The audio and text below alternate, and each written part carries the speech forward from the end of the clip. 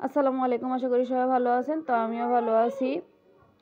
তো আজকে চলে আসছি ছাদে আসার কারণ হচ্ছে একটাই, আমাদের ছাদের টক ফলগুলো যে হয়েছে ওইগুলো নিতে আসছি।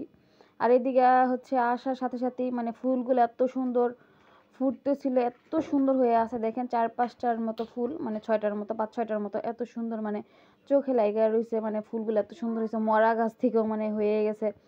গত বছর তো একদম মানে খরগোশ খাইতে খাইতে গাছটা একদম শেষই করে দিয়েছিল। এই বছর আলহামদুলিল্লাহ খুব সুন্দর হয়েছে। এইদিকে হচ্ছে ফেলনা জিনিসগুলা হচ্ছে এই টক ফল, যেটা কখনো খাইও নাই, ট্রাইও করি নাই। তো এটা দিয়ে হচ্ছে কোনো একটা রেসিপি করব, যেহেতু মানে এত সুন্দর লাগে ছাদে আসলে মনে হয় যে এই সাইডটা একদম লাইটিং করে রাখছে কেউ। আর এখন হচ্ছে মিলিবাগ মনে হয় একটা পোকা, সাদা সাদা পোকা, এটা কি পোকা আমি নামটা শিওর জানি না।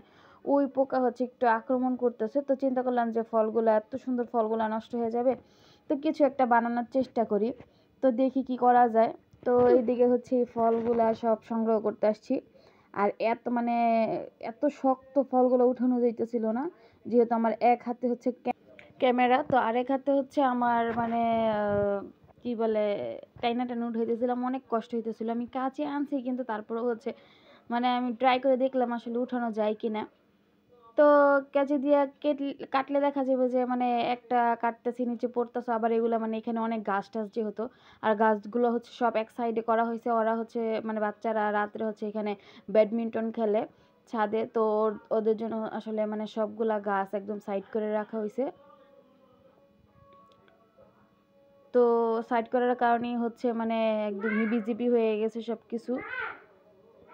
তো আমি চেষ্টা করতেছিলাম হচ্ছে যে মানে একবারই হচ্ছে হাত দিয়ে উঠাই নিব, তো সেটা আর হয়নি। পরবর্তীতে মানে টানাটানি অনেক কষ্ট হয়ে যেতেছিল, আর উঠতেছিল না, খুবই মানে ঝামেলা। তো এই যে দেখতেই পারতেছেন একদম অনেক কষ্ট হইতেছিল। তো পরে হচ্ছে আমি অফ ক্যামেরাতে আর কি হাতেই মানে মানে কাঁচি দিয়ে কেটে নিয়েছি ক্যামেরা অফ করে। তো এই যে অনেকগুলোই ওঠানো হয়ে গেছে। আর এই পাশের গাছগুলোতে সবগুলোই মানে টক ফল একদম মানে পারফেক্টভাবে একদম বড় হয়েছে। আর এগুলো খুব বড় বড় হয়েছিল। আর আমার ওই পাশের এগুলো হচ্ছে আমার বড় জায়ের, আমার ওই পাশেরগুলো হচ্ছে একটু ছোট ছোটই। আর ওইগুলো এখনো পরিপক্ক হয়নি। তারপর যেগুলো আছে ওইগুলো নিয়ে নিছি। আর অল্প কিছু মানে 8-10টার মতো ছিল। তো এই যে হচ্ছে আমি সবগুলা পায়রা নিছি। তো এখন হচ্ছে এগুলার মানে শুধু পাপড়ি খাওয়া যায়, এগুলার নাকি মানে ভিতরের বিচিটা ওইটা খাওয়া যায় না।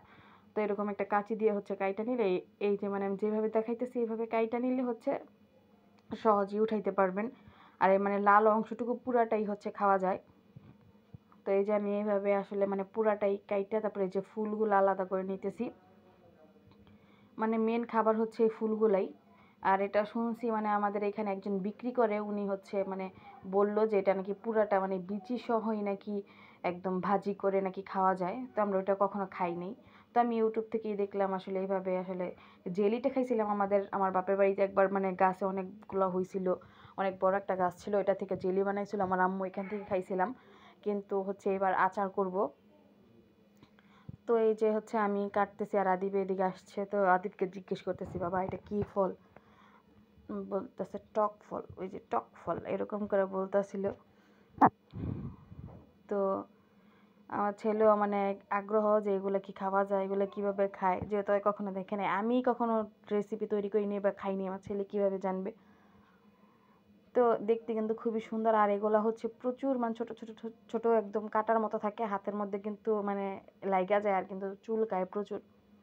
তো আমি এই মানে সবগুলাই কাইটা বাইছা নিছি। তো কাটা বাছা শেষ করে নিছি সবগুলাই, যে সুন্দরভাবে শুধু পাপড়িটাই দেখতে পারতেছেন ওইটাই নিছি। আর কিন্তু সবুজ যে বিচির অংশটা সেটা কিন্তু আমি নেই। তো পুরাটা হচ্ছে এইভাবে নিয়ে আমি সবগুলো একদম সুন্দর করে ধুয়ে নিব। আর ধুইয়া হচ্ছে একদম পানি ঝরাইতে দেওয়া লাগবে, কারণ এটাতে শুধু কিন্তু পানিই বের হবে।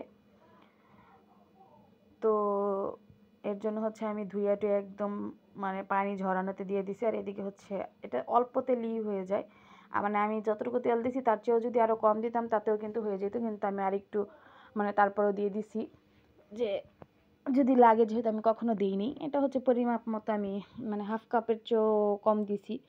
আর হচ্ছে 3 টুকরার মতো রসুন হচ্ছে আমি একটু থেতলো করে দিছি, একটু পাঁচফোড়ন দিয়ে দিছি। দিয়ে আমি আমার মতো হচ্ছে আচারটা বানাইতেছি। এটা কিন্তু আমি ইউটিউবের রেসিপি না, এটা হচ্ছে আমি আমার একান্তই নিজের রেসিপি। তো তারপরে হচ্ছে আমি এই টক ফলের পাপড়িগুলো দিয়ে তারপর নাড়ানাড়ি করে নামাই নেবো। এটা কিন্তু একদমই মানে জাস্ট 2 মিনিটের মধ্যে দেখবেন এটা রান্না হয়ে গেছে। 2 মিনিট লাগবে আচারটা। তো এটা কিন্তু বেশি সময় লাগে না, আর খাইতে কিন্তু অসম্ভব মজা। আপনারা যারা খাইতে চান বানাইতে পারেন। এটা কিন্তু আমি কখনো খাইনি, কিন্তু প্রথমবার খাইছি আর আমার কাছে খুবই ভালো লাগছে। আর এই আচারটা আমরা বাড়ির সবাই মিলে খাইছি, সবাই খুব বলতেছে যে না খুবই মজা। তো আমি হচ্ছে স্বাদ মতো একটু লবণ দিয়ে দিছি 1 চামচের মতো। আর হচ্ছে এখানে পাঁচফোড়ন আমি মানে রেডিমেড যে পাঁচফোড়নটা প্যাকেটে পাওয়া যায় রাঁধুনি, সেটা হচ্ছে আমি একটুখানি নিয়ে ওইখান থেকে এটা গুঁড়া করে নিছি। আর হচ্ছে 3টার মতো শুকনা মরিচ আমি একটু যে হালকা থেতলো করে নিছি, ওইটাই দিয়ে দিতেছি। তো দিয়ে হচ্ছে আমি একদম নাইড়া চেড়ে নিব। তো এই যে দেখতে পাচ্ছেন মানে চুলায় দেওয়ার সাথে সাথে এটা একদম মিশে যায় হাওয়াই মিঠার মতো। আর এই যে আমি চিনি দিয়ে দিছি, চিনি দিয়ে হচ্ছে এখানে 1/2 কাপের মতো চিনি হবে। দিয়ে এই যে দেখেন আমার আচার হয়ে গেছে জাস্ট 5 মিনিটের মধ্যে। তো 5 মিনিটের বেশি কিন্তু লাগবে না আচারটা বানাইতে। আর খাইতেও কিন্তু খুবই মজা, সবাই ট্রাই করতে পারেন। আর আমরা সবাই খাইছি, এই যে সবার চামচ চামচ দেখা যাইতেছে, এখানে অনেক মানুষ আছে। আমার 3 জা আমরা, প্লাস আমার শাশুড়ি, প্লাস আমার ভাসুরের ছেলেরা, আদিবের বাবা, সবাই আমরা খাইছি। তো এই ছিল আমার আজকের ভিডিও। সবাই ভালো থাকবেন, সুস্থ থাকবেন, টাটা, বাই বাই।